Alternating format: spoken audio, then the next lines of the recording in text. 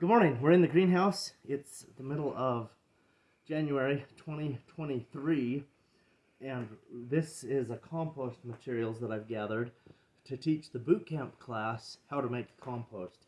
So I like to have a compost that is started so it's warm when bootcamp gets here, and then I like to have materials so that we can build a compost while they're here. So this is the wire cage we're going to put it in. And then we have the greens right here. So this is 5 buckets worth of greens.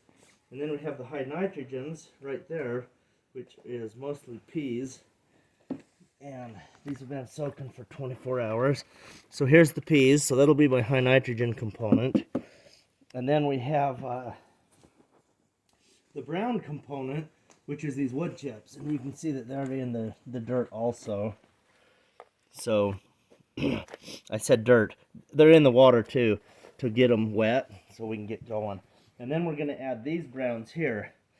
So I have 60% browns, 30% greens, and I have 10% high nitrogen. And so I'm going to put that together today.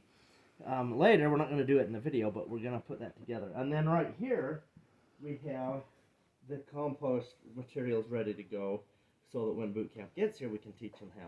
So I have 10 buckets. This is the smallest compost pile I think you can successfully make. And if it's cold outside, it's probably not big enough to keep it warm. But I have 10 buckets, and so 6 of them are browns. 1, 2, 3, 4, 5, 6. So that's 60%. And then 3 of them are greens. 1, 2, 3. So that's 30%. And then 1 of them is the high nitrogen material, which is the grain. And so most of it's peas. No, usually you wouldn't use a grain, but we have lots of these because the farmer couldn't sell them. So we got them to feed the animals, but the animals don't really like them. So there's our components. But remember, when you're making a compost, if you're trying to grow the really good microbes, which is the main purpose of compost, you want to have 30% greens, 10% high nitrogen, and 60% browns.